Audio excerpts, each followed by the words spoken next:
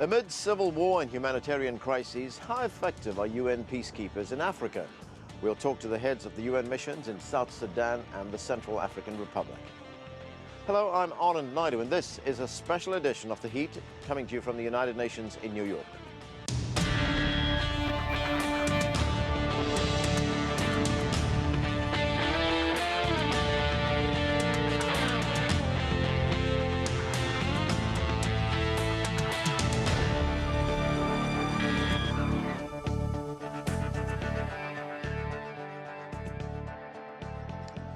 Of the 14 current UN peacekeeping missions, half operate on the continent of Africa. In the Central African Republic, nearly 13,000 troops from around the world protect civilians amid a protracted civil war. But the mission hasn't escaped controversy, as reports of sexual assault by UN troops have made headlines and marred what some call the most difficult mission in the world. And it's the deadliest mission for peacekeepers. 75 UN troops involved in the Central African Republic have been killed since the mission there started in 2014. Here with us now to discuss the latest on the mission mandate is the UN Special Representative for the Central African Republic and head of that mission, Parfait Onanga-Anyanga. Sir, thank you very much for joining us. You're very welcome. The UN peacekeeping mission in the Central African Republic, known as MINUSCA, has been described by the Institute for Security Studies as the world's most dangerous peacekeeping mission. Tell us about some of the challenges you faced there. This is a very accurate description, and we may be among. I have sympathy for colleagues who are in Mali or in South Sudan, but indeed, the mission I have the privilege to lead is extremely, a difficult one. CAR is the Central African Republic is a country the size of France and Belgium together, with no roads. In some of the areas, it's deep bush. The infrastructure is absolutely inexistent. In some periods of the year, you have a country that is literally cut off in half for 9 months, because there is no way one could ride into some of those extremely difficult roads. So we have a force that is totally scattered, outstretched in this huge territory. We have to ensure that we are present almost everywhere populations are at risk, and we have established a number of temporary bases throughout this huge country. And of course, in such circumstances, our troops are often exposed and ambushed, and as a result, since 2014, we have already lost 70 peacekeepers, 6 already since the beginning of this year, and these are the circumstances under which we are operating. But we are not, we're doing everything to respond to this. It's a huge challenge, and the measures that we have currently applying on the ground. On Tuesday, you certainly have witnessed the Secretary General's new initiative, Action for Peacekeeping, and this is precisely the type of measures that we are undertaking in close collaboration with member states.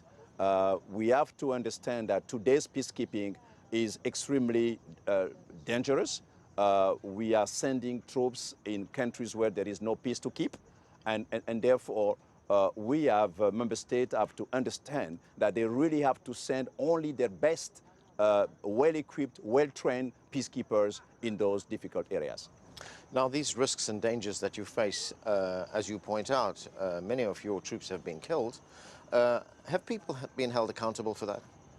Well, it's a difficult process. As I said, some of the attacks occur in areas where it's just deep bush. They hit and run, and it's extremely difficult. We have been taking a number of preventive measures to protect better our soldiers.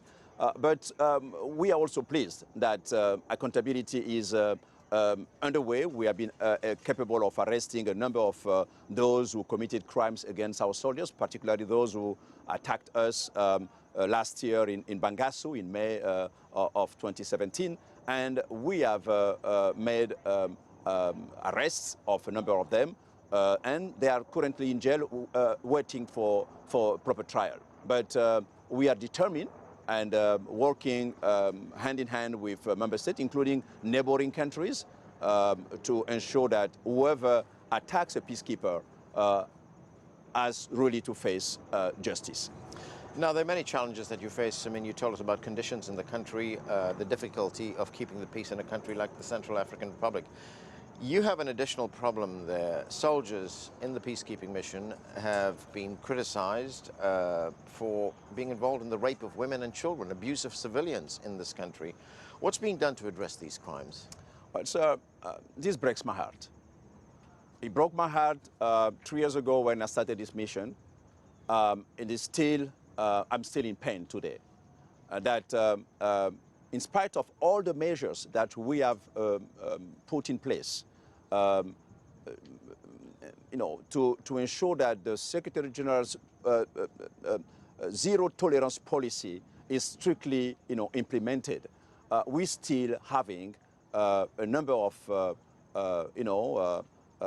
soldiers who are indulging and engaging in this absolutely horrendous and absolutely unacceptable behavior. But we stand by our values, and we are putting in place the strictest possible preventive measures.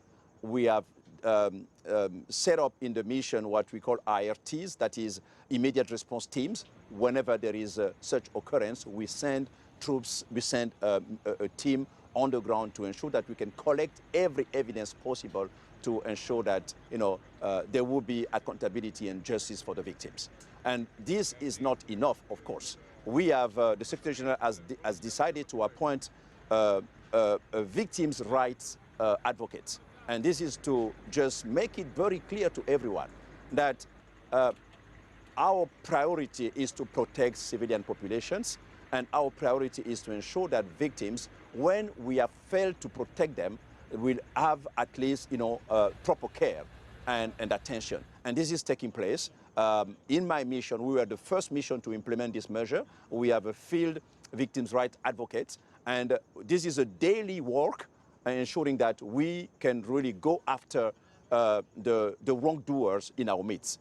The good news is that today in my mission and today in the UN, there is no more meta.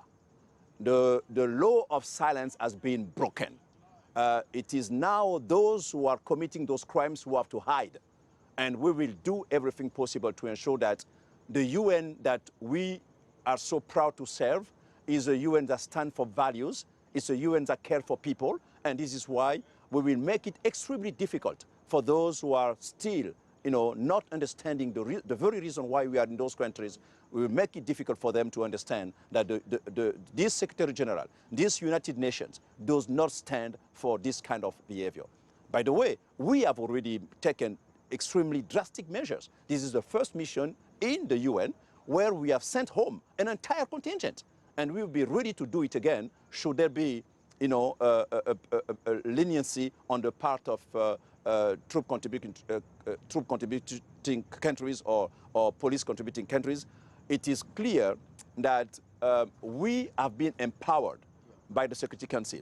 The Security Council last year adopted an important resolution, and I want just to cite that resolution 2272, which is further empowering the hand of the Secretary General in a dialogue that we enter with member states. Should there be established that member states have been non-collaborating and dragging their feet on the need to ensure that there is accountability, that there is care for the victims, those countries will have the door of the UN closed for them. They will no longer be accepted in peacekeeping, and they will also have to pay dues. Their dues will be retained by the organization and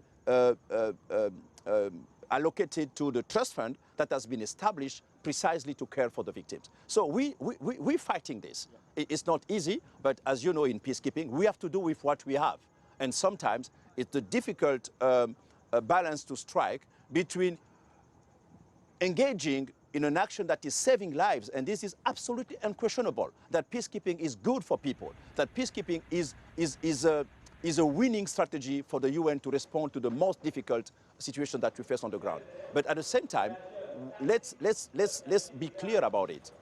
When there is a tiny majority, a tiny minority, it's a tiny minority.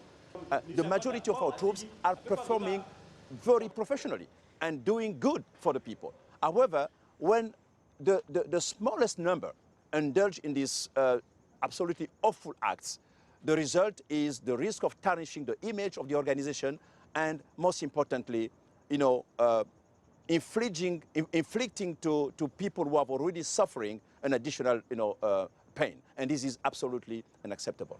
Well, let's look at your core function in the Central African Republic. This mission was authorized by the General Assembly in 2014. How would you rate your effectiveness so far? Well, we have done well. Under extremely difficult circumstances, we have to be proud of what we have done. And I can say without any hesitation that peacekeeping is a force for good. And this is being tested. We have literally saved a country from chaos. We were, in 2013, some did not hesitate to say that there was the major risk of genocide in that country. Today, it's a different story. We were able to support this country to lead some of the best and most credible elections ever in this sub-region. And this has been done with the support of the peacekeeping mission.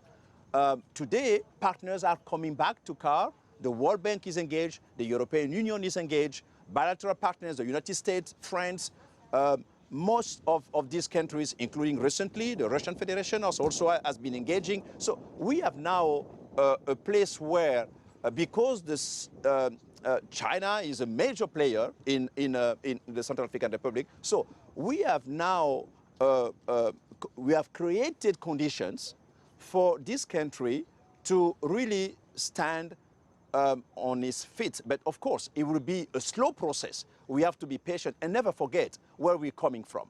And this is a country where, unfortunately, in 50 years of its independence, at least 47 years has been lived through all sorts of instability, mutinies, coups, and civil unrest. So it has never been able to really embrace good governance practices and democratic values. But this is now ongoing, and this was only possible because of the very good decision of the Security Council to establish this peacekeeping mission. Now, we have challenges. This is absolutely undeniable, but we are absolutely committed to ensure that we will help this country moving forward. Now we have a peace process that is underway under the leadership of the African Union, supported by the UN, the United Nations, and we believe that all this effort will make it possible for us to win the peace in the Central African Republic. Thank you very much for joining us, sir. Thank you so much.